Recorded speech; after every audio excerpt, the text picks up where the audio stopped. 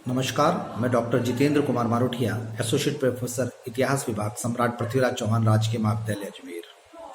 बच्चों, हम मध्यकाल और मध्यकाल में विशेषतः दिल्ली सल्तनत की समाज के बारे में बात कर रहे थे और हमने पिछले अध्यायों में वहाँ के समाज के जो है वर्गीकरण, स्त्री की दशा, दास प्रथा का प्रचलन, उन सब पर अध्ययन किया था। और आज हम यहाँ पर बात करेंगे आम जनजीवन की। साधारणतः देखा जाता है तो मध्यकाल में चूंकि मुस्लिम आए थे मध्य एशिया से, और तो वो बहुत अधिक मांसाहारी थे, मांस का युद्ध करते थे। और भारत जो हिंदू थे, यहीं के स्थानीय निवासी, वे दूध और दूध से बनी वस्तु करते थे। सूफी संतों के संत में आने वाले और उनके उनके प्रभाव में आने वाले और खासकर सूफी संती वर्ग, वो मांस के सेवन से दूर रहता था। ऐसा इस समय में बहुत अधिक देखने को मिलता है, जबकि आम मुसलमान जो था वो इस चीज का ज्यादा उपयोग कर लेता था। और आप ये देखिए कि मदिरा का सेवन तो थोड़ा सा मुस्लिम आक्रमण उसके आने के बाद में बढ़ गया। और दिल्ली सल्तनत में अलाउद्दीन की बात करें तो उन्होंने कहा था कि मदिरा के सेवन बहुत अधिक करते हैं, जिससे कि साम्राज्य में गुटबाजी होती है, एक दूसरे के समारोह में जाते हैं और फिर वहां मदिरा पी के एक दूसरे की राज खोलते हैं, और राज खोलने के बाद में वो विद्रोह का कारण बनता है।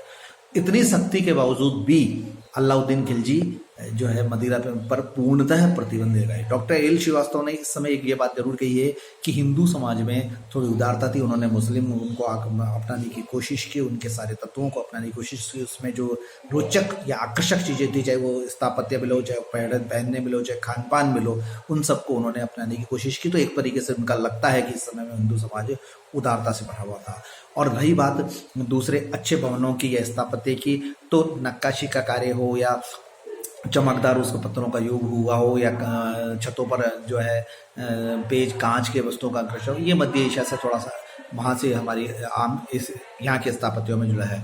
इससे पहले कि यहाँ पर हमारे यहाँ पर कई जगह पर जो है घास फूस की जो होती थी, प्राकृतिक लकड़ियाँ होती थी, उनसे मकान बनाने का निर्माण किया जाता था। और उसको स्थायी रूप से बनाने में मध्य एशिया के यह मुस्लिम आक्रमण था। तो और जहाँ तक अतिथि सत्कार की बात होती है तो हिंदू और मुस्लिम दोनों में ये प्रथा बहुत अच्छी थी। और हमारे यहाँ तो कहा भी गया है कि अतिथि तो देवो भव है।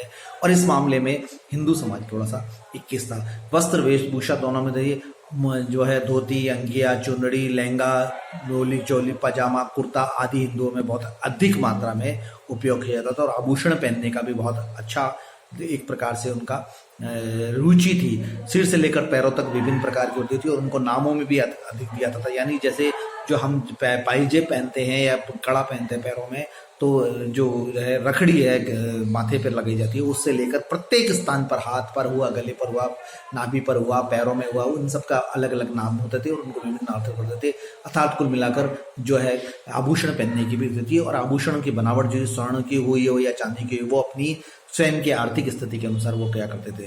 हिंदू और मुसलमान दोनों का एक समझने का प्रयत्न कर रहे थे इस समय, ये भी एल श्रीवास्तव बताते हैं। और मनोरंजन के साधनों में जैसे थे ना, पशु पक्षियों के युद्ध कराना, खेल कूद कराना, चौपड़ खेलना, और ग्रामीण इलाकों में हिंदू दीपावली, होली, बसंत आदि होते थे। और इस ठीक उसी प्रकार से मुसलमान जो है शब्बे रात, नौरोज और ईद के त्यौहार मनाया करते थे। इस प्रकार एक दूसरे के घर आना जाना भी था। हालांकि ये आने जाने की संख्याएं थोड़ी सी कम थी। और अब इस समय में जहाँ तक असुरनाथ की बात करें, क्योंकि वो बाहर से आए थे और आक्रमण किया था उन्होंने और विजय प्राप्त की थी, इसलिए हो सकता है, संभव होता है, दोनों में उतने मात्रा में समावेश नहीं हुआ और कहीं कहीं पर हमको असहिष्णुता का वातावरण बहुत ज्यादा देखने को मिला हो। यहीं दूसरी ओर उनमें आत्मगौरव का जो था और प्रगति की चेष्टा थी, क्योंकि विदेश से आए थे। और भारत में लंबे समय तक भारत जो कार्य किया गया हिंदुओं ने, और उन्होंने जो साम्राज्य अर्जित किया, जो परिवार या समाज कुटुंब बनाया, उस पर क्षति पहुंची। इसलिए दोनों के बीच में एक गैप नजर आता है, एक रहती है। और ये भी कहा जाता है कि क्योंकि उन्होंने सफलता प्राप्त की, इसलिए कहीं कहीं पर वह अहंकारी और आक्रमणे भी मुस्लिम सत्ता नजर आती है, हम देखते हैं। और दिल्ली सल्तनत का अगर हम बात करें तो सामाजिक परिवर्तनों का दौर माना जाता है, जहां पर और इसी का आगे चलकर हम मुस्लिम साम्राज्य में देखते हैं कि इंडो सार्सनिक कला जो है चित्रकला में भी और स्थापत्य में भी देखने को मिली। अब तकनीकी विकास के चूंकि हम प्राचीन भारत से जानते हैं कि भारत एक कृषि प्रधान देश रहा था और उन्होंने सामान्यतः परंपरागत खेती ली थी, लेकिन हल का आकार बनाना और हल को एक तरीके से लोहे की विभिन्न उसमें चलाना शुरू कर दिया था। तो ये कृषि में एक प्रवृत्ति था। हाथी दांत का प्रयोग, समुद्र मोती का प्रयोग आदि विकसित अवस्था में हुए। विदेशी व्यापार भी भारत में बहुत अधिक था।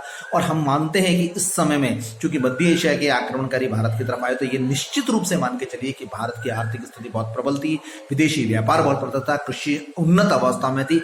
और इस आर्थिक संपन्नता ने ही मध्य एशिया के विभिन्न राज्यों को भारत पर आक्रमण करने के लिए आकर्षित किया। ये स्वीकारते हैं इस बात का कि उस समय में राजनीतिक फूट हो सकती थी या राजनीतिक एकता का अभाव हो सकता था, लेकिन आर्थिक प्रबलता ने ही मध्य एशिया के विभिन्न राज्यों को दिए। और आधुनिक इतिहासकार इस बात को मानते भी है कि तुर्की शासन की स्थापना के पीछे भारत की आर्थिक सफलता या उद्योगों की संपन्नता थी। और उद्योगों की संपन्नता में निखार लाना या उनकी प्रगति करना उनके मध्य एशिया के राज्यों की आवश्यकता बन गई थी, अगर वह इसको यथावत चलाना चाहते थे और वह इससे धनाढ़ थे। और हम खुद मानते हैं कि इस समय में समाज के एक वर्ग के पास, मतलब एक वर्ग को पैसा इकट्ठा कर जाता, सबके पास था, और खास करके मंदिरों में बहुत भयंकर था। तो हम महमूद गजनवी के इतने भीषण आक्रमणों की बात करते हैं और उसके बाद में आक्रमण करते हैं, देखते हैं कि विशेषतः मंदिरों में पर आक्रमण किए गए और वहां पर बहुत अधिक मात्रा में धन की प्राप्ति हुई है। तो अनेक महल, मंदिर, किलों निर्माण, राजाओं के खजानों, मंदिर में मस्जिद, और देखते हैं उन सब में बहुत अधिक पैसा अचूल पर था। और वह सामाजिक जो है लोगों की मदद करने के लिए भी कई कई जगह पर आते थे। इसलिए गांव के पुजारी का या मंदिर, गांव में जो मंदिर होते थे उसका पुजारी का जो बड़ा है वो आदर्शवादी पद माना जाता था। ये एक तरह थी। और कुएं से पानी निकालने का जो है, जिस तरीके से सिंचाई की बात करें अगर तो वो 4 प्रकार की, एक दांतली टाइप या एक होती थी, उसको निकाल के था। तो ये एक बहुत अच्छा था कि मध्य एशिया में तकनीकी विकास हुआ और आम जनजन में उन पर प्रभाव विकास किया था। और इसके बाद में हम बोलेंगे कि खेती की पद्धति है, विभिन्न विभागों का क्या हुआ, और हिंदू मुस्लिम में पारस्परिक संबंध में क्या हुआ, इस बात पर हम विचार करेंगे।